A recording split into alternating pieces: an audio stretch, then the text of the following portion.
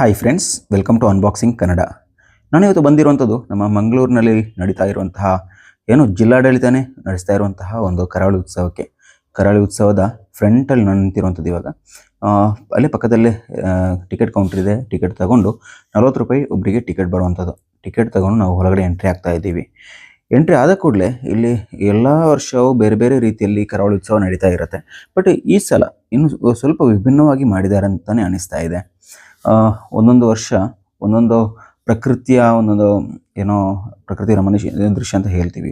ಬೇರೆ ಬೇರೆ ಕಲ್ಚರ್ಗಳನ್ನು ತೋರಿಸುವಂಥ ಪ್ರಯತ್ನ ನಡೀತಾ ಇರುತ್ತೆ. ಬಟ್ ಈ ಸಲ ಇನ್ನೂ ಸ್ವಲ್ಪ ವಿಭಿನ್ನವಾಗಿ ಮಾಡ್ಕೊಂಡಿದ್ದಾರೆ ಅಂತ ಅನಿಸ್ತಾ ಇದೆ. ನಾನು ಇಲ್ಲಿ ಬಂದಾಗ ನನಗೆ ಹೆಚ್ಚಾಗಿ ಇಂಟ್ರೆಸ್ಟಿಂಗ್ ಅಂತ ಕಂಡಿರುವಂಥದ್ದು 2 ವಿಷಯಗಳಿವೆ. ಏನಲ್ಲ ಅಂತ ಹೇಳಿದ್ರೆ, ಒಂದು ನಯಾಗ್ರಾ ವಾಟರ್ ಫಾಲ್ಸ್ ಏನು ಬರುತ್ತೆ, ಅದೇ ರೀತಿಯನ್ನು ಹೋಲುವಂತಹ ಒಂದು ವಾಟರ್ ಫಾಲ್ಸನ್ನು ಇಲ್ಲಿ ಸೆಟ್ ಮಾಡ್ಕೊಂಡಿದ್ದಾರೆ. ಜೊತೆಗೆ ಆಟೋಟ ಇದು ಯಾವಾಗಲೂ ಇದ್ದೇ ಇರುತ್ತಲ್ವ, ಅದರ ಜೊತೆಗೇ ಇದೊಂದು ಎಕ್ಸ್ಟ್ರಾ ಇದನ್ನು ಸೆಟ್ ಮಾಡ್ಕೊಂಡಿದ್ದಾರೆ. ಅದರ ಜೊತೆಗೆ ಇನ್ನೊಂದು ಅರಣ್ಯ ಇಲಾಖೆಯವರದ್ದು ಇನ್ನೊಂದು ಸ್ಪೆಷಲ್ ಒಂದು ಕಾಡು ಅಂತ ಹೇಳುವಂತಹ ಒಂದು ಕಾನ್ಸೆಪ್ಟ್ ಇಟ್ಕೊಂಡು ಮಾಡಿರುವಂತಹ ಒಂದು ಕಾಡು. ಅದೊಂಥರ ತುಂಬ ಡಿಫ್ರೆಂಟಾಗಿ ನನಗೆ ಇಷ್ಟ ಆಗೋಯಿತು. ನಾನು ಎರಡನ್ನ ಈ ವಿಡಿಯೋದಲ್ಲಿ ತೋರಿಸ್ತಾ ಹೋಗ್ತೀನಿ. ಜೊತೆಗೆ ಕರಾವಳಿ ಉತ್ಸವದ ವಿಶೇಷತೆಗಳನ್ನು ಕೂಡ ತೋರಿಸುವಂತಹ ಒಂದು ಸಣ್ಣ ಪ್ರಯತ್ನ ಮಾಡ್ತೀನಿ. ಅದಕ್ಕಿಂತ ಮೊದಲು ನೀವೇನಾದರೂ ನಮ್ಮ ಚಾನಲನ್ನು ಸಬ್ಸ್ಕ್ರೈಬ್ ಮಾಡಿಲ್ಲ ಅಂದರೆ ಈಗಲೇ ಸಬ್ಸ್ಕ್ರೈಬ್ ಮಾಡಿ, ಪಕ್ಕದಲ್ಲಿರುವ ಬೆಲೈಕನ್ನು ಟ್ಯಾಪ್ ಮಾಡಿ ಸಪೋರ್ಟ್ ಮಾಡಿ. ಅದೇ ರೀತಿ ಫೇಸ್ಬುಕ್ ಹಾಗೂ ಇನ್ಸ್ಟಾದಲ್ಲಿ ನಮ್ಮ ವಿಡಿಯೋವನ್ನು ವೀಕ್ಷಿಸ್ತಾ ಇದ್ದರೆ ಪೇಜನ್ನು ಫಾಲೋ ಮಾಡಲಿಕ್ಕೆ ಮರಿಬೇಡಿ. ನಾನು ಇವಾಗ ಬಂದಿರುವಂಥದ್ದು ಅಂತ ಹೇಳಿದರೆ, ಇಲ್ಲಿ ಒಂದೊಂದು ಕೌಂಟ್ರ್ ಇದೆ. ಈ ಒಂದೊಂದು ಕೌಂಟ್ರನ್ನು ದಾಟ್ಕೊಂಡು ಇನ್ನು ನಾವು ನೆಕ್ಸ್ಟ್ ಹೋಗುವಂಥದ್ದು ಅಂತ ಹೇಳಿದರೆ, ಇಲ್ಲಿ ವಾಟರ್ ಫಾಲ್ಸ್ ಸ್ಟಾರ್ಟಿಂಗಲ್ಲೇ ವಾಟರ್ ಫಾಲ್ಸನ್ನು ಸೆಟ್ ಮಾಡ್ಕೊಂಡಿದ್ದಾರೆ. ಅಂದರೆ ಸ್ವಲ್ಪ ನಡ್ಕೊಂಡು ಒಳಗಡೆ ಹೋದಾಗೇ ವಾಟರ್ ಫಾಲ್ಸನ್ನು ಸೆಟ್ ಮಾಡ್ಕೊಂಡಿದ್ದಾರೆ. ಇಲ್ಲೆಲ್ಲ ಸಣ್ಣ ಸಣ್ಣ ಸ್ಟಾಲ್ಗಳಿವೆ, ಬೇರೆ ಬೇರೆ ಪರ್ಚೇಸ್ ಮಾಡಲಿಕ್ಕೆ ಇರುವಂಥದ್ದು. ಈ ಸ್ಟಾಲ್ಗಳನ್ನೆಲ್ಲ ದಾಟ್ಕೊಂಡು ಮುಂದೆ ಹೋಗಲೇಬೇಕಾಗತ್ತೆ. ಈ ಒಂದು ಕರಾವಳಿ ಉತ್ಸವದ ಗ್ರೌಂಡ್ ಬರುವಂಥದ್ದು ಎಂದಿನಂತೆ ಮಂಗಲ ಸ್ಟೇಡಿಯಂ ಏನು ಬರುತ್ತೆ, ಮಂಗಲ ಸ್ಟೇಡಿಯಮಲ್ಲಿ, ಲಾಲ್ಬಾಗಲ್ಲಿರುವಂತಹ ಮಂಗಲ ಸ್ಟೇಡಿಯಮಲ್ಲಿ ಈ ಒಂದು ಕರಾವಳಿ ಉತ್ಸವ ಗ್ರೌಂಡ್ ಅಂತಲೇ ಅದಕ್ಕೆ ಹೆಸರು ಕೂಡ ಇದೆ. ಬಟ್ ಇಲ್ಲೇ ಮಂಗಲ ಸ್ಟೇಡಿಯಮಲ್ಲಿ ಈ ಒಂದು ಕಾರ್ಯಕ್ರಮ ನಡೀತಾ ಇರುವಂಥದ್ದು.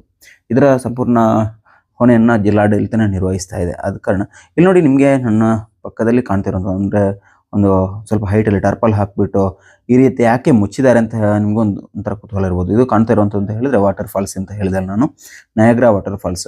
ಅದೇ ವಾಟರ್ ಫಾಲ್ಸ್ ಅಂತಲೇ ಹೇಳ್ಬೋದು. ಅಂದರೆ ಅದರ ಕಾಪಿ ನಯಾಗ್ರಾ ವಾಟರ್ ಫಾಲ್ಸ್. ಇದಂದರೆ ಅದು ನ್ಯಾಚುರಲ್ ಆಗಿರುವಂಥದ್ದು, ಆದರೆ ಇದು ಆರ್ಟಿಫಿಷಿಯಲ್ ಆಗಿರುವಂಥದ್ದು. ಯಾಕಾಗಿ ಇದನ್ನು ಮುಚ್ಚಿದ್ದಾರೆ ಅಂತ ಹೇಳುವಂತಹ ಒಂದು ಕುತೂಹಲ ಎಲ್ರಿಗೂ ಇದ್ದೇ ಇರುತ್ತೆ. ಬಟ್ ನನಗೂ ಅದೇ ರೀತಿ ಇತ್ತು, ಯಾಕಾಗಿ ಇಷ್ಟು ಸೆಟಪ್ ಮಾಡಿಕೊಂಡು ಯಾಕಾಗಿ ಮುಚ್ಚಿದ್ದಾರೆ ಅಂತ. ಬಟ್ ಒಳಗಡೆ ಅಲ್ಲಿ ಬಂದ ಮೇಲೆ ಗೊತ್ತಾಯಿತು, ಇದಕ್ಕೆ ಕೂಡ 60 ರೂಪಾಯಿ ಟಿಕೆಟ್ ಇದೆ. 60 ರೂಪಾಯಿ ಟಿಕೆಟ್ ಕೊಟ್ಟರೆ ಮಾತ್ರ ಒಳಗಡೆ ಹೋಗೋಕ್ಕೆ ಬಿಡ್ತಾರೆ ಅಂತ ಹೇಳುವಂಥದ್ದನ್ನು. ಬಟ್ 60 ರೂಪಾಯಿ ಕೊಟ್ಟು ಒಳಗಡೆ ಹೋದ್ವಿ. ಹೋದಾಗ ಅನಿಸ್ತು ತುಂಬ ಡಿಫ್ರೆಂಟ್ ಆಗಿದೆ, ತುಂಬ ಖುಷಿಯಾಗೋಯಿತು. ಯಾಕಂದರೆ 60 ರೂಪಾಯಿ ಕೊಟ್ಟರು ಕೂಡ ನಾವಂತೂ ಎಷ್ಟು ಹೊತ್ತು ಬೇಕಾದರೂ ಅಲ್ಲಿ ನಿಲ್ಬಹುದು, ಅಲ್ಲೇ ತುಂಬ ಹೊತ್ತು ಟೈಮ್ ಸ್ಪೆಂಡ್ ಮಾಡ್ಬೋದು. ಆದರೆ ಆ ನೀರು ಬೀಳುವಂತಹ ಒಂದು ಜಲಕ್ಕಿದೆಯಲ್ಲ, ಅದಂತೂ ಸೂಪರ್ ಅಂತ ಹೇಳಿದ್ರೆ ಸೂಪರ್ ಆಗಿತ್ತು. ಆ ಮೇಲಿಂದ ನೀರು ಬೀಳುವಂತಹ ಒಂದು ಸ್ಟೈಲ್ ಆಗಿರ್ಬೋದು, ಆ ಒಂದು ಹನಿಗಳು ಮೈ ಮೇಲೆ ರಾಚುವಂಥದ್ದಾಗಿರ್ಬೋದು, ಒಂಥರ ಡಿಫ್ರೆಂಟ್ ಫೀಲ್ ಅಂತ ಅನಿಸ್ತು. ಬಟ್ ತುಂಬ ಅಂದರೆ ತುಂಬ ಸ್ಪೆಷಲ್ ಆಗಿತ್ತು. ಅಲ್ಲಿ 60 ರೂಪಾಯಿ ಕೊಟ್ಟರು ಏನೋ ಲಾಸ್ ಆಗಿಲ್ಲ ಅಂತ ಅನಿಸ್ತು. ಯಾಕಂದರೆ 40 ರೂಪಾಯಿ ನಾವು ಆಲ್ರೆಡಿ ಫ್ರಂಟಲ್ಲಿ ಕೊಟ್ಟಿರ್ತೀವಿ ಎಂಟ್ರಿ ಫೀಸ್ ಅಂತ ಹೇಳುವಂಥದ್ದು. ಇಲ್ಲಿ 60 ರೂಪಾಯಿ ಈ ವಾಟರ್ ಫಾಲ್ಸ್ ಸೆಟ್ ಮಾಡಿದ್ದಾರೆ. ಈ ಒಂದು ವಾಟರ್ ಫಾಲ್ಸಿಗೆ ಇರುವಂತಹ ದುಡ್ಡು ಇದು 60 ರೂಪಾಯಿ ನಾವು ಎಕ್ಸ್ಟ್ರಾ ಕೊಡುವಂಥದ್ದು. 60 ರೂಪಾಯಿ ಕೊಟ್ಟರು ಲಾಸ್ ಆಗಲ್ಲ. ನೀವು ಇದಂದರೆ ಈ ಒಂದು ತಿಂಗಳ ಕಾಲ ಮಾತ್ರ ನಡೀತಾ ಇರುವಂತಹ ಒಂದು ಕರಾವಳಿ ಉತ್ಸವ. ಆ ಒಂದು ಸೀನರಿ ನೋಡುವಂಥದ್ದೇ ತುಂಬ ಡಿಫ್ರೆಂಟ್ ಅಂತಲೇ ಹೇಳ್ತೀನಿ. ನೋಡಿ, ಇವಾಗ ನಿಮಗೂ ಸ್ವಲ್ಪ ಕಲರಲ್ಲಿ ಸ್ವಲ್ಪ ವ್ಯತ್ಯಾಸ ಬರ್ಬೋದು ಅನಿಸುತ್ತೆ. ಯಾಕಂದರೆ ನಮ್ಮ ಕ್ಯಾಮರಕ್ಕೆ ಈ ಮೇಲಿಂದ ನೀರು ಬೀಳುವಂತಹ ಅದರ ಒಂದು ಹನಿಗಳು ನಮ್ಮ ಕ್ಯಾಮರಕ್ಕೆ ಕೂಡ ಬಿದ್ದಿದ್ವು. ಆದ ಕಾರಣ ನಮಗೆ ಅದನ್ನು ಕ್ಲಿಯರಾಗಿ ಶೂಟ್ ಮಾಡೋಕ್ಕೆ ಸಾಧ್ಯ ಆಗಿಲ್ಲ. ಆದರೂ ಒಂಥರ ಡಿಫ್ರೆಂಟ್ ಆಗಿತ್ತು. ಬಟ್ ಅಲ್ಲಿ ಬಂದಾಗ ಭರತನಾಟ್ಯದ ಇಬ್ಬರು ಪ್ರತಿಭೆಗಳು ಭರತನಾಟ್ಯ ಮಾಡ್ತಾಯಿದ್ರು. ಅವರ ಒಂದು ಸ್ಟೆಪ್ ಕೂಡ ತುಂಬ ಇಷ್ಟ ಆಗೋಯಿತು. ಅದಕ್ಕಿಂತಲೂ ಹೆಚ್ಚಾಗಿ ಅಲ್ಲಿ ಟೈಮ್ ಹೋಗಿರುವಂಥದ್ದೇ ಗೊತ್ತಾಗಿಲ್ಲ. ನಾವು ಒಂದು ಅರ್ಧ ಗಂಟೆ ಅಲ್ಲಿ ನಿಂತ್ವಿ. ತುಂಬ ಹೊತ್ತು ನಿಲ್ಲೋಕೆ ಅಂತ ಹೇಳಿದ್ರೆ ಅಲ್ಲಿ ತುಂಬ ಚಳಿ ಹಿಡಿತಾ ಇತ್ತು. ಯಾಕಂದರೆ ಅಷ್ಟೊಂದು ಕೋಲ್ಡ್ ಕ್ಲೈಮೇಟ್ ಅಂತಲೇ ಹೇಳ್ಬೋದು. ಅಂದರೆ ಮೇಲಿಂದ ನೀರಿನ ಒಂದು ಹನಿ ನಮ್ಮ ಮೇಲೆ ರಾಚುವಂಥದ್ದು. ಆ ಟೈಮಲ್ಲಂತೂ ಅಲ್ಲಿ ನಿಲ್ಲೋಕೆ ಸಾಧ್ಯನೇ ಆಗಲ್ಲ. ಮೇಲಿಂದ ಅಂದರೆ ತುಂಬ ಹೈಟಲ್ಲಿ ನೀರು ಬೀಳ್ತಾ ಇರುತ್ತೆ. ಜೊತೆಗೆ ಅದಕ್ಕೆ ಕಲರ್ ಲೈಟ್ ಕೂಡ ಹಾಕಿದ್ದಾರೆ. ಅದನ್ನು ನೋಡೋಕೆ ಅಂತ ಹೇಳ್ಕೊಂಡು 60 ರೂಪಾಯಿ ಕೊಟ್ಟು ತುಂಬ ಜನ ಎಂಟ್ರಿ ಆಗ್ತಾಯಿದ್ರು. ಕೆಳಗಡೆ ಫುಲ್ ಆರ್ಟಿಫಿಷಿಯಲ್ ಹುಲ್ಲುಗಾವಲನ್ನೇ ಸೆಟ್ ಮಾಡಿದ್ರು. ಅಂದರೆ ಗ್ರಾಸ್ ಬರುತ್ತೆ, ಆರ್ಟಿಫಿಷಿಯಲ್ ಗ್ರಾಸು, ಅದನ್ನು ಸೆಟ್ ಮಾಡಿದರು. ಅದು ಫುಲ್ ಒದ್ದೆ ಆಗಿತ್ತು ಅಲ್ಲಿ. ಆದ್ರೂ ಅಲ್ಲಿ ಹೋಗಿ ನಿಂತು ಅದನ್ನು ಅಲ್ಲಿ ಟೈಮ್ ಸ್ಪೆಂಡ್ ಮಾಡೋಂತೂ ತುಂಬ ಇಷ್ಟ ಆಗೋಯಿತು. 60 ರೂಪಾಯಿ ಕೊಟ್ಟರು ಲಾಸ್ ಆಗಿಲ್ಲ ಅಂತ ಹೇಳುವಂಥ ವಿಷಯ. ಇನ್ನೊಂದು ವಿಚಾರ ಅಂತ ಹೇಳಿದ್ರೆ, ಈ ಒಂದು ವಾಟರ್ ಫಾಲ್ಸ್ ಇದೆ ಅಂತ ಹೇಳ್ಕೊಂಡು ಇದರ ಒಂದು ವಿಡಿಯೋ ಮಾಡಬೇಕು, ಅಲ್ಲಿ ಹೋಗಬೇಕು, ಇದನ್ನು ನೋಡಬೇಕು ಅಂತ ಹೇಳುವಂಥ ವಿಷಯದಲ್ಲಿ ನಾನು ಲಾಸ್ಟ್ ಮಂತ್ ಅಂದರೆ ಡಿಸೆಂಬರ್ 18ರಂದು ನಾನು ಕಾಸರಗೋಡಿಗೆ ಹೋಗಿದ್ದೆ. ಯಾಕಂದರೆ ಅಕ್ಟೋಬರ್ 31ರಿಂದ ಕಾಸರಗೋಡಲ್ಲಿ ಒಂದು ಎಕ್ಸಿಬಿಷನ್ ಆಗಿತ್ತು, ಕಾಸರಗೋಡು ಫೆಸ್ಟ್ ಅಂತ ಹೇಳುವಂಥದ್ದು. ಅಲ್ಲಿ ಇದನ್ನು ಸೆಟ್ ಮಾಡಿದ್ರು, ಇದರ ಅಡ್ವರ್ಟೈಸ್ಮೆಂಟ್ ಎಲ್ಲ ಬರ್ತಾ ಇತ್ತು. ನಾನು ಅದನ್ನು ನೋಡಬೇಕು ಅಂತ ಹೇಳ್ಕೊಂಡು ಕಾಸರಗೋಡಿಗೆ ಹೋದೆ. ಯಾರೆಲ್ಲ ಕೇಳಿದಾಗ ಹೇಳಿದ್ರು ಅಲ್ಲಿ ರನ್ನಿಂಗ್ ಆಗ್ತಾ ಇದೆ ಅಂತ ಹೇಳುವಂಥದ್ದನ್ನು. ಬಟ್ ಅಲ್ಲಿ ಹೋಗಿ ನೋಡಬೇಕಂದ್ರೆ ಅಲ್ಲಿ ಕ್ಲೋಸ್ ಆಗಿತ್ತು. ತುಂಬ ಬೇಜಾರಾಗೋಯಿತು. ಯಾಕಂದರೆ ಅದಕ್ಕಿಂತಲೇ ಟೈಮ್ ವೇಸ್ಟ್ ಮಾಡಿಕೊಂಡು ಫ್ಯಾಮಿಲಿ ಜೊತೆಗೆ ನಾನು ಕಾಸರಗೋಡು ಹೋಗಿದ್ದೆ. ಬಟ್ ಅಲ್ಲಿ ಏನೋ ಅದನ್ನು ನಮಗೆ ಟೈಮ್ ಸ್ಪೆಂಡ್ ನೋಡೋಕ್ಕೂ ಆಗಿರಲಿಲ್ಲ. ಅದು ತುಂಬ ಬೇಜಾರಾಗಿತ್ತು. ಆದರೆ ನಾವು ಏನು ಇಲ್ಲಿ ಮಂಗಳೂರಲ್ಲಿ ಬಂತು ಅಂತ ಅಂದಾಗ 60 ರೂಪಾಯಿ ಬದಲಿಗೆ 120 ಕೊಟ್ಟರು ಲಾಸ್ ಆಗಲ್ಲ ಅಂತ ಅನಿಸ್ತು. ಅಷ್ಟೊಂದು ಖುಷಿ ಆಗೋಯಿತು. ಕಾಸರಗೋಡಲ್ಲಿ ನೋಡಲಿಕ್ಕೆ ಸಿಗೋದು ಇಲ್ಲಿ ಸಿಕ್ತಲ್ವ ಅಂತ ಒಂಥರ ಖುಷಿ. ಒಟ್ಟಿನಲ್ಲಿ ಆ ಒಂದು 60 ರೂಪಾಯಿ ಕೊಟ್ಟಿದ್ದಕ್ಕೆ ಸಾರ್ಥಕ ಅಂತ ಅನಿಸ್ತು. ಆನಂತರ ನಾವು ಬೇರೆ ಬೇರೆ ಸ್ಟಾಲ್ಗಳನ್ನು ವಿಸಿಟ್ ಮಾಡೋಕೆ ಅಂತೇಳಿ ಹೋದ್ವಿ. ಅಲ್ಲಿ ಊಟಿ ಚಿಲ್ಲಿ ಬಜ್ಜಿ ಮತ್ತು ಚಿಲ್ಲಿ ಗೋಬಿ ಅಂತ ಹೇಳುವಂಥ ಒಂದು ಸ್ಟಾಲ್ ಬೇರೆನೇ ಇತ್ತು. ಆನಂತರ ಇಲ್ಲಿ ಎಕ್ಸಿಬಿಷನ್ ಕೌಂಟ್ರ್ ಏನಿರುತ್ತೆ, ಒಳಗಡೆ ಬೇರೆನೇ ಕೌಂಟ್ರ್ ಇರುತ್ತೆ, ಅಲ್ಲಿಗೂ ಕೂಡ ವಿಸಿಟ್ ಮಾಡಿದ್ವಿ. ಆನಂತರ ನಾವು ಪ್ರತಿಯೊಂದು ಸ್ಟೆಪ್ಪನ್ನು ಹುಡ್ಕೊಂಡು ಹೋದ್ವಿ. ಅಂದರೆ ಈ ಒಂದು ಎಕ್ಸಿಬಿಷನಲ್ಲಿ ಬೇರೆ ಬೇರೆ ವಿಚಾರಗಳಿರುತ್ತೆ. ಅಂದರೆ ಕಲ್ಚರಲ್ ಪ್ರೋಗ್ರಾಮ್ ನೋಡುವಂಥವರಿಗೆ ಅದು ಕೂಡ ಇರುತ್ತೆ. ಯಾಕಂದರೆ ಅಲ್ಲಿ ಸ್ಟೇಜ್ ಪ್ರೋಗ್ರಾಮ್ ನಡೀತಾನೆ ಇರುತ್ತೆ. ಪ್ರತಿಯೊಂದು ದಿನ ಬೇರೆ ಬೇರೆ ವಿಚಾರಗಳ ಬಗ್ಗೆ, ಡ್ಯಾನ್ಸ್ ಆಗಿರ್ಬೋದು, ಯಕ್ಷಗಾನ ಆಗಿರ್ಬೋದು, ಈ ರೀತಿಯ ಬೇರೆ ಬೇರೆ ಭರತನಾಟ್ಯ ಆಗಿರ್ಬೋದು, ಬೇರೆ ಬೇರೆ ವಿಚಾರಗಳು ನಡೀತಾನೆ ಇರುತ್ತೆ. ಅಂದರೆ ನಮಗೆ ಅದರಲ್ಲಿ ಏನು ಇಂಟ್ರೆಸ್ಟ್ ಇರಲಿಲ್ಲ. ಆದ ಕಾರಣ ನಾವು ಎಕ್ಸಿಬಿಷನ್ ನೋಡ್ಕೊಂಡು ಹೋಗೋಣ ಅಂತ ತಿಳ್ಕೊಂಡು ಪ್ಲ್ಯಾನ್ ಮಾಡ್ಕೊಂಡು ಬಂದ್ವಿ. ಇಲ್ಲಿ ಇದು ನೋಡಿ ಎಕ್ಸಿಬಿಷನ್, ಇದರ ಒಳಗಡೆ ಎಂಟ್ರಿ ಆಗುವಂಥದ್ದು. ಇಲ್ಲಿ ಬೇರೆ ಬೇರೆ ಸ್ಟಾಲ್ಗಳಿವೆ. ಒಳಗಡೆ ಹೋಗ್ಬೇಕಂದ್ರೆ ಬೇರೆ ಬೇರೆ ಸ್ಟಾಲ್ಗಳಿರುತ್ತೆ. ಇಲ್ಲಿ ಈ ಸ್ಟಾಲಿಂದ ಸ್ಟಾರ್ಟ್ ಮಾಡಬೇಕಂದ್ರೆ ಇಲ್ಲಿ ಯಾವುದೋ ಒಂದು ಫರ್ನಿಚರ್ ಶೋರೂಮ್ನವ್ರದ್ದು ಇಲ್ಲಿ ಎಕ್ಸಿಬಿಷನ್ ಇಲ್ಲಿ ಸ್ಟಾಲ್ ಹಾಕಿದ್ರು. ತುಂಬ ಸ್ಟಾಲ್ಗಳಲ್ಲಿ ಅವರದೇ ಬೇರೆ ಬೇರೆ ಸೋಫಾ ಸೆಟ್ ಆಗಿರ್ಬೋದು, ಈ ರೀತಿ ಫರ್ನಿಚರ್ಗಳನ್ನು ಸೆಟ್ ಮಾಡಿದರು. ಬೇರೆ ಬೇರೆ ಲಕ್ಸುರಿ ಫೀಲ್ ಬರುವಂತಹ ಬೇರೆ ಬೇರೆ ಟೈಪ್ ಇದ್ದು ಸೋಫಾ ಸೆಟ್ಗಳಿದ್ದು ಅಲ್ಲಿ ಕೂಡ ಜನರು ನೋಡ್ತಾನೆ ಇದ್ದರು.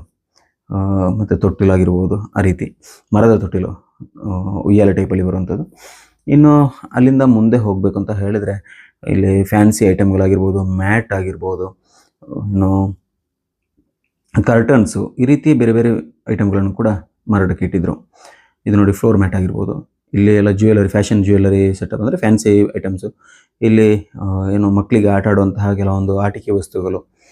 ಈ ಆಟಿಕೆ ವಸ್ತುಗಳಂತ ಹೇಳಬೇಕಾದ್ರೆ ಇನ್ನು ಲಾಸ್ಟಲ್ಲಿ ಈ ಒಂದು ಇದರಲ್ಲಿ ಸ್ಟಾಲಲ್ಲಿ ಲಾಸ್ಟಲ್ಲಿ ಒಂದು ಆಟಿಕೆ ವಸ್ತುಗಳದ ಒಂದು ಸ್ಟಾಲ್ ಇತ್ತು. ಅದಂತೂ ತುಂಬ ಅಂದರೆ ತುಂಬ ಇಷ್ಟ ಆಗೋಯಿತು. ಅಲ್ಲಿ ಬೇರೆ ಬೇರೆ ಸ್ಟ್ಯಾಂಡರ್ಡ್ ಆಗಿರುವಂತಹ ಬೇರೆ ಬೇರೆ ಆಟಿಕೆ ವಸ್ತುಗಳನ್ನು ಕೂಡ ಅಲ್ಲಿ ಮಾರಾಟ ಮಾಡ್ತಾಯಿದ್ರು. ಇಲ್ಲಿ ನೋಡಿ ಮೈಸೂರು ಸ್ಪೆಷಲ್ ಕಾಂಡಿಮೆಂಟ್ಸು, ಸ್ವೀಟ್ಸ್ ಐಟಮ್ ಎಲ್ಲ ಇದು. ಮತ್ತು ಇಲ್ಲಿ ಈ ಕಡೆ ಬರಬೇಕಂದ್ರೆ ಬೇರೆ ಫುಡ್ ಪ್ರಾಡಕ್ಟ್ಸ್ ಬೇರೆಯೇ ಇತ್ತು, ಮಹಾಜನ್ ಫುಡ್ ಪ್ರಾಡಕ್ಟ್ಸ್ ಅಂತ ಹೇಳ್ಕೊಂಡು. ಇನ್ನು ಇಲ್ಲಿ ನೋಡಿ ಇಲಕಲ್ ಸೀರೆಗಳು, ಕಸೂತಿ ವರ್ಕ್ಸು, ಈ ರೀತಿ ಬೇರೆ ಬೇರೆ ಸ್ಟಾಲ್ಗಳಿರುತ್ತೆ. ಯಾಕಂದರೆ ಇಂಥ ಸ್ಟಾಲ್ಗಳನ್ನ ನೋಡಬೇಕಂದ್ರೆ ಇಂಥ ಎಕ್ಸಿಬಿಷನ್ಗೆ ಹೋದರೆ ಮಾತ್ರ ಸಾಧ್ಯ ಆಗುವಂಥದ್ದು.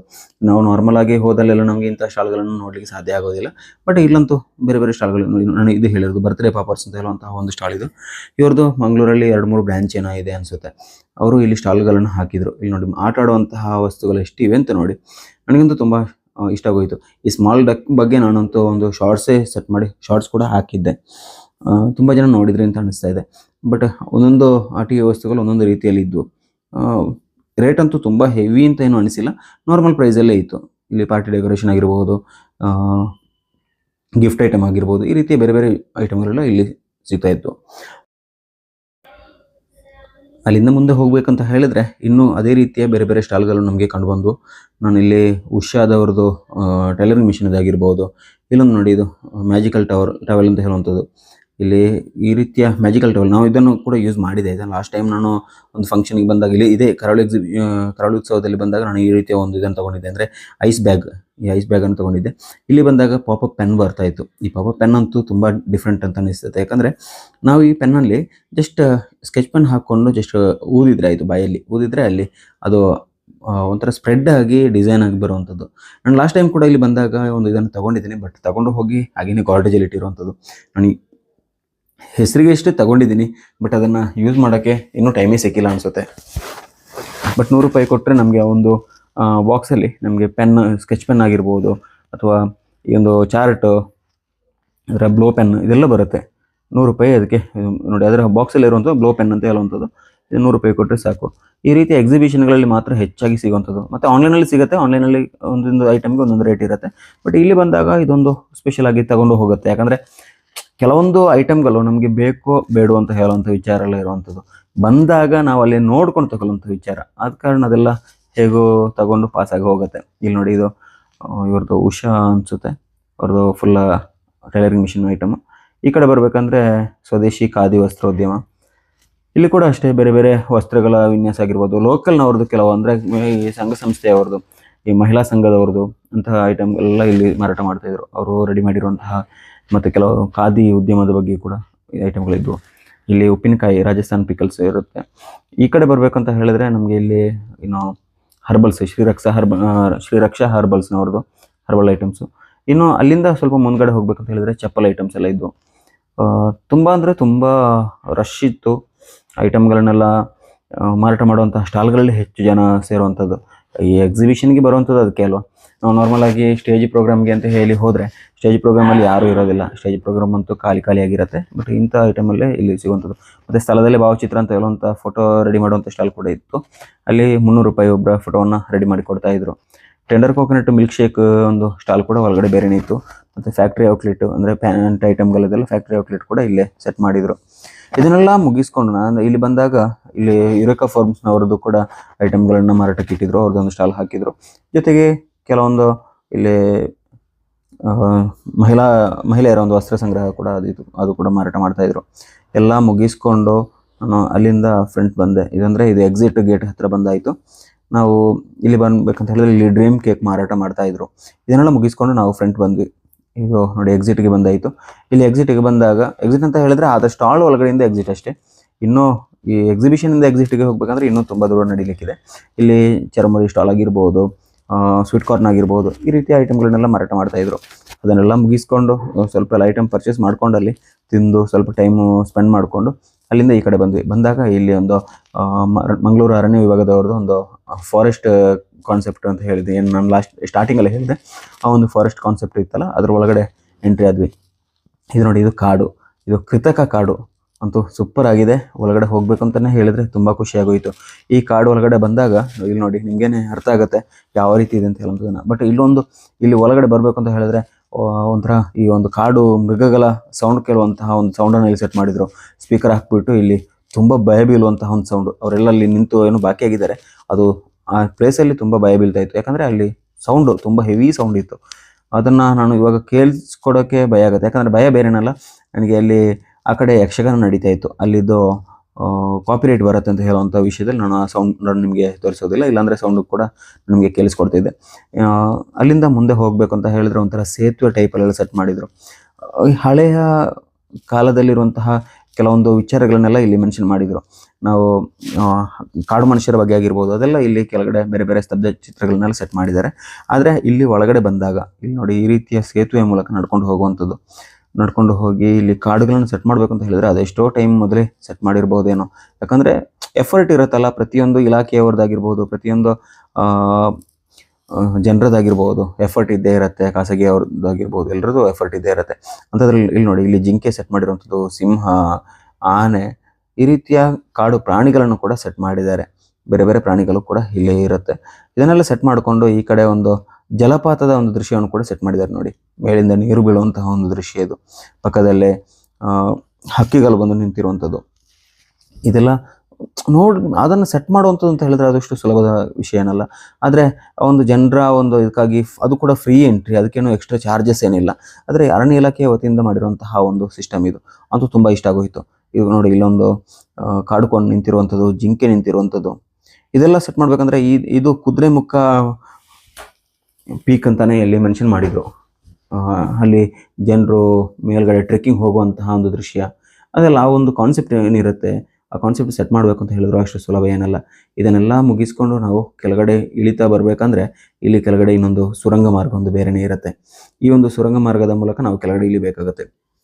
ಸುರಂಗ ಮಾರ್ಗ ಇಳಿಯೋದಕ್ಕಿಂತ ಮೊದಲು ನಾನು ಇಲ್ಲಿ ಹತ್ತಿರದಲ್ಲಿರುವಂತಹ ಕೆಲವೊಂದು ಹಳೆಯ ಕಾಲದ ಆ ಒಂದು ಕಾಡು ಮನುಷ್ಯರ ಒಂದು ಜೀವನ ಶೈಲಿಯನ್ನು ಹೋಲುವಂತಹ ಒಂದು ದೃಶ್ಯ ಏನಿದೆ, ಈ ಒಂದು ದೃಶ್ಯವನ್ನು ಇಲ್ಲಿ ಸೆಟ್ ಮಾಡಿದರು. ಆ ಒಂದು ದೃಶ್ಯವನ್ನು ಜಸ್ಟ್ ನೋಡ್ಕೊಂಡು ಹೋಗೋಣ ಅಂತ ಹೇಳ್ಕೊಂಡು ಇಲ್ಲಿ ಬಂದುಬಿಟ್ಟೆ. ಇಲ್ಲಿ ನೋಡಿ, ಅದನ್ನು ನೋಡ್ಬೇಕಂದ್ರೂ ಅಷ್ಟೇ ಅದೊಂಥರ ಆ ಏನು ಹಳೆಯ ಸ್ಟೈಲು, ಆ ಸ್ಟೈಲನ್ನು ಹಾಗೆ ಅಂದರೆ ಆ ಕಾಡು ಮನುಷ್ಯರು ಯಾವ ರೀತಿ ಜೀವಿಸ್ತಾ ಇದ್ರೋ ಅದೇ ಒಂದು ಸೆಟಪನ್ನು ಮಾಡಿದ್ದಾರೆ. ಅದನ್ನು ನೋಡ್ಬೇಕಂತ ಹೇಳಿದ್ರೆ ಅದು ಕೂಡ ಒಂಥರ ಭಯಭೀತ ಒಂದು ಸಮಾಜ ಅಂತ ಏನು ಹೇಳ್ತೀವೋ ಆ ರೀತಿಯ ಒಂದು ಭಯವನ್ನು ನಿರ್ಮಿಸುವಂಥ ಒಂದು ಸಮಾಜವನ್ನು ನೆನಪು ಮಾಡುತ್ತೆ. ನಾವು ನಾರ್ಮಲಾಗಿ ಎಷ್ಟು ಖುಷಿಯಿಂದ ಬದುಕ್ತೀವಿ ಇವಾಗ, ನಾವು ನೀಟಾಗಿ ಸಮಾಜದಲ್ಲಿ ಒಂಥರ ಗೌರವಯುತವಾಗಿ ಬದುಕ್ತೀವಿ. ಅಂಥದ್ರಲ್ಲಿ ಅದು ನೋಡ್ಬೇಕಂದ್ರೆ ತುಂಬ ಭಯ ಆಗುತ್ತೆ. ಇಲ್ಲಿ ನೋಡಿ, ಇನ್ನು ಕೆಳಗಡೆ ಇನ್ನೊಂದು ಸುರಂಗ ಮಾರ್ಗ. ಈ ಸುರಂಗ ಮಾರ್ಗದಲ್ಲಿ ಕೂಡ ಅಷ್ಟೇ, ಕೆಳಗಡೆ ಇಲ್ಬೇಕಂದ್ರೆ ಇನ್ನೊಂದು ಸೌಂಡ್ ಕೇಳಿಸ್ ಬರ್ತಾ ಇತ್ತು. ಯಾಕಂದರೆ ಒಳಗಡೆ ಲೈಟ್ ಎಲ್ಲ ಹಾಕಿದ್ದಾರೆ. ಲೈಟ್ ಹಾಕಿದ್ರೂ ಕೂಡ ಒಳಗಡೆ ಅದು ಇದನ್ನು ಸ್ಪೀಕರನ್ನು ಸೆಟ್ ಮಾಡಿದರು. ಒಂಥರ ಕತ್ತಲೆಯಲ್ಲಿ ಹೋದಾಗ ಒಂದು ಸ್ಪೀಕರೆಲ್ಲ ಸೆಟ್ ಮಾಡಿರುವಂಥದ್ದು. ವಿಡಿಯೋ ಮಾಡುವಂಥದ್ದು ಕೆಲವೊಬ್ಬರಿಗೆ ಅದು ಕ್ಲಿಯರಾಗಿ ಅರ್ಥ ಆಗಲ್ಲ ಅನಿಸುತ್ತೆ. ಆದರೆ ನಾರ್ಮಲಾಗಿ ನೋಡಬೇಕು ಅಂತ ಹೇಳಿದ್ರೆ ಆ ಒಳಗಡೆ ಹೋದಾಗನೇ ಅದರ ಒಂದು ವಿಷಯ ಅರ್ಥ ಆಗೋದು. ಸೂಪರ್ ಆಗಿತ್ತು. ಅದನ್ನು ಹೇಳಿದರೆ ಅರ್ಥ ಆಗುವಂಥದ್ದಲ್ಲ, ಆದರೆ ನಾರ್ಮಲಾಗಿ ಅದು ತುಂಬ ಸಿಸ್ಟಮೆಟಿಕ್ ಆಗಿ ಮಾಡಿದರು. ಇದನ್ನೆಲ್ಲ ನೋಡಿಕೊಂಡು ನಾವು ಕೆಳಗಡೆ ಬಂದ್ವಿ. ಕೆಳಗಡೆ ಬಂದು ಇನ್ನು ಇಲ್ಲಿಂದ ಒಂದು ರೌಂಡ್ ಹೊಡ್ಕೊಂಡ್ರೆ ನಾವು ಎಕ್ಸಿಟ್ ಗೇಟ್ಗೆ ಬರ್ತೀವಿ. ಆದರೆ ಇಲ್ಲಿ ನೋಡಿ, ಇಲ್ಲಿ ನಾವು ನಾರ್ಮಲಾಗಿ ಏನು ಇದನ್ನು ನೋಡ್ತೀವಿ ಅಂತ ಹೇಳಿದ್ವೋ ಇದನ್ನು ಸೆಟ್ ಮಾಡ್ತಾ ಬಂದಾಗ ನೋಡಿ ನಿಮಗೇನೆ ಇಲ್ಲಿ ಎಕ್ಸಿಟ್ ಗೇಟ್ ಹತ್ತಿರ ಬಂದಾಯಿತು. ಆದರೆ ಇಲ್ಲಿ ಬೇರೆ ಬೇರೆ ಇದನ್ನು ಸೆಟ್ ಮಾಡಿದರು. ಫಾರೆಸ್ಟ್ ಆಫೀಸರ್ಸ್ ನಿಂತಿರುವಂಥದ್ದಾಗಿರ್ಬೋದು, ಇವರಿಗೆ ಗೌರವ ಕೊಡುವಂಥದ್ದಾಗಿರ್ಬೋದು, ಸಸಿಗಳ ವಿಚಾರಗಳ ಬಗ್ಗೆ ಅದನ್ನು ಮೆನ್ಷನ್ ಮಾಡಿರೋದಾಗಿರ್ಬೋದು, ಬೇರೆ ಬೇರೆ ವಿಚಾರಗಳನ್ನೆಲ್ಲ ಇಲ್ಲಿ ಸೆಟ್ ಮಾಡಿದರು ನೋಡಿ. ಇದು ಒಬ್ಬರು ಫಾರೆಸ್ಟ್ ಆಫೀಸರು ಒಂದು ಫಾರೆಸ್ಟ್ ಆಫೀಸ್ ಪಕ್ಕದಲ್ಲಿ ನಿಂತಿರುವಂಥದ್ದು. ಅವರಿಗೆ ಅಲ್ಲಿ ಊರವರು ಒಂದು ಗೌರವ ಕೊಡುವಂತಹ ಒಂದು ಸೀನ್ ಆಗಿರ್ಬೋದು. ಮತ್ತು ಈ ಕಡೆ ಬಂದಾಗ ಗದ್ದೆ ಉಳುಮೆ ಮಾಡುವಂಥದ್ದು, ಗದ್ದೆಯನ್ನು ಸೆಟ್ ಮಾಡಿರುವಂಥದ್ದು, ಅಲ್ಲೊಂದು ಎತ್ತು ನಿಂತಿರುವಂಥದ್ದು. ಅಂದರೆ ಇದೆಲ್ಲ ಒಂದು ಜೀವನ ಶೈಲಿಯನ್ನು, ಇಂದಿನ ಜೀವನ ಶೈಲಿಯನ್ನು ಹೋಲುವಂತಹ ಒಂದು ಸೆಟಪ್. ಇಲ್ಲಿ ನೋಡಿ, ಇಲ್ಲಿ ಬಂದಾಗಂತೂ ಪಕ್ಕಾ ಕಾಡು ಮನುಷ್ಯರ ಒಂದು ನೆನಪಾಗುತ್ತೆ. ಆ ಒಂದು ಎಲ್ಲಿವರೆಗೆ ಅಂತ ರಿಯಾಲಿಟಿ ಬಂದಿದೆ ಅಂತ ಹೇಳಿದ್ರೆ ಅವರು ಅದರಲ್ಲೊಂದು ಕಣ್ಣನ್ನೆಲ್ಲ ಸೆಟ್ ಮಾಡಿದ್ದಾರೆ, ಮನುಷ್ಯರ ಕಣ್ಣನ್ನು ಸೆಟ್ ಮಾಡಿದ್ದಾರೆ. ಅದೇ ರೀತಿ ಇದರಲ್ಲಂತೂ ಕಣ್ಣನ್ನೆಲ್ಲ ಸೆಟ್ ಮಾಡಿದ್ದಾರೆ. ನೋಡ್ಬೇಕಂದ್ರೆ ನಿಜವಾಗಿಯೂ ಕಾಡು ಮನುಷ್ಯರು ಕೂತು ಅಲ್ಲಿ ನಮ್ಮನ್ನು ನೋಡ್ತಾ ಇದ್ದಾರೆ ಅಂತ ಅನಿಸ್ತಾ ಇದೆ. ಅಷ್ಟೊಂದು ನ್ಯಾಚುರಲ್ ಆಗಿತ್ತು ಈ ಸೆಟ್ ಮಾಡಿರುವಂಥದ್ದೆಲ್ಲ. ಇದರಲ್ಲಿ ನೋಡ್ಬೇಕಂದ್ರೆ ನಾವು 40 ರೂಪಾಯಿ ಟಿಕೆಟ್ ಎಂಟ್ರಿ ಫೀಸ್ ಕೊಟ್ಟರು ಏನು ಲಾಸ್ ಆಗಲಿಕ್ಕಿಲ್ಲ ಅಂತ ಹೇಳುವಂಥ ಮನೋಭಾವನೆ ನನ್ನದು. ಯಾಕಂದರೆ ಕರಾವಳಿ ಉತ್ಸವ ಅಂತ ಹೇಳೋದಕ್ಕಿಂತಲೂ ಹೆಚ್ಚಾಗಿ ಜನರಿಗೆ ಒಂಥರ ಅದರಲ್ಲಿ ಒಂದು ಸಂದೇಶ ಇತ್ತು. ಅರಣ್ಯ ಇಲಾಖೆಯವ್ರದ್ದು ಆಗಿರ್ಬೋದು, ಜಿಲ್ಲಾಡಳಿತದ ಆ ಒಂದು ನಿರ್ಧಾರ ಏನಿದೆಯೋ ಅದರಲ್ಲೊಂದು ಸಂದೇಶ ಕೊಟ್ಟಿದ್ದರು. ಇದರಲ್ಲಿ ನನಗೆ ನೆನಪಾಗಿರುವಂಥ ಹೇಳಿದ್ರೆ, ನಾನು ಪ್ರೈಮರಿಯಲ್ಲಿ ಇರಬೇಕಂತ ಹೇಳಿದ್ರೆ, ಅಂದರೆ ಸುಮಾರು ನನ್ನ ಅಂದಾಜು ಪ್ರಕಾರ 6ನೇ ಕ್ಲಾಸಲ್ಲಿ ಇರುವಂತಹ ಸಂದರ್ಭದಲ್ಲಿ ನಾನು ಇಲ್ಲಿ ಕರಾವಳಿ ಉತ್ಸವಕ್ಕೆ ಬಂದಿದ್ದೆ. ಆ ಟೈಮಲ್ಲಿ ಕೂಡ ಇದೇ ರೀತಿಯ ಒಂದು ಕಾನ್ಸೆಪ್ಟನ್ನು ಸೆಟ್ ಮಾಡಿದರು. ಆದರೆ ಆ ಟೈಮಲ್ಲಿ ಈ ರೀತಿ ಕಾಡು ಇದಂತಲ್ಲ, ಆದರೆ ಜನರಿಗೆ ಈ ಮೀನನ್ನೆಲ್ಲ ಸೆಟ್ ಮಾಡಿದ್ರು. ಒಂದು ದೊಡ್ಡ ಒಂದು ಗುಹೆ ಆಕಾರದಲ್ಲಿ, ಅಂದರೆ ಒಂದು ಎತ್ತಿನ ತಲೆಯ ಮೂಲಕ ನಾವು, ಎತ್ತಿನ ಬಾಯಿ ಮೂಲಕ ನಾವು ಒಳಗಡೆ ಎಂಟ್ರಿ ಆಗಲಿಕ್ಕೆ ಅಲ್ಲಿ ಬಂದಾಗ ಅಲ್ಲಿ ಬೇರೆ ಬೇರೆ ಜಲಚರಗಳಾಗಿರ್ಬೋದು ಅಥವಾ ಕಾಡಿನಲ್ಲಿರುವಂಥ ಕೆಲವೊಂದು ಕಾಡು ಪ್ರಾಣಿಗಳ ಬಗ್ಗೆ ಆಗಿರ್ಬೋದು, ಆ ರೀತಿ ಒಂದು ಕಾನ್ಸೆಪ್ಟನ್ನು ಸೆಟ್ ಮಾಡಿದರು. ಅದನ್ನೆಲ್ಲ ನೋಡಬೇಕಂದ್ರೆ ಇವಾಗ ಈ ಒಂದು ಸೀನನ್ನು ನೋಡಬೇಕಂದ್ರೆ ನನಗೆ ಅದರಲ್ಲಿ ನೆನಪಾಗೋಯಿತು. ನಾನು ಈ ಹಿಂದೆ ಸಣ್ಣ ವಯಸ್ಸಲ್ಲಿ ನಾನು ಪ್ರೈಮರಿಯಿಂದ ಸ್ಕೂಲ್ ಟ್ರಿಪ್ ಕರಾವಳಿ ಉತ್ಸವಕ್ಕೆ ಬಂದಂತಹ ಒಂದು ಸೀನರಿ ಅಂತೂ ತುಂಬ ನೆನಪಾಗೋಯಿತು. ತುಂಬ ಅಂದರೆ ತುಂಬ ಖುಷಿಯಾಯಿತು. 40 ರೂಪಾಯಿ ಅಂತೂ ಲಾಸ್ ಆಗೋದೇ ಇಲ್ಲ. ನೀವೇನಾದರೂ ಎಕ್ಸಿಬಿಷನ್ ನೋಡಬೇಕು ಅಂತ ಹೇಳಿದ್ರೆ, ಮನಸ್ಸು ಒಂಥರ ರಿಲ್ಯಾಕ್ಸ್ ಆಗಬೇಕು ಅಂತ ಹೇಳಿದ್ರೆ ಒಂದು 3-4 ಗಂಟೆ ಟೈಮ್ ಮಾಡಿಕೊಂಡು ಇಲ್ಲಿಗೆ ಒಂದು ಸಲ ವಿಸಿಟ್ ಮಾಡಿ. ಯಾಕಂದರೆ ನಾವು ಯಾವತ್ತಿದ್ರೂ ಕೂಡ ಕೆಲಸದ ಜಂಜಾಟದಲ್ಲಿ ಇರ್ತೀವಿ, ಕೆಲಸದ ಒತ್ತಡದಲ್ಲೇ ಇರ್ತೀವಿ.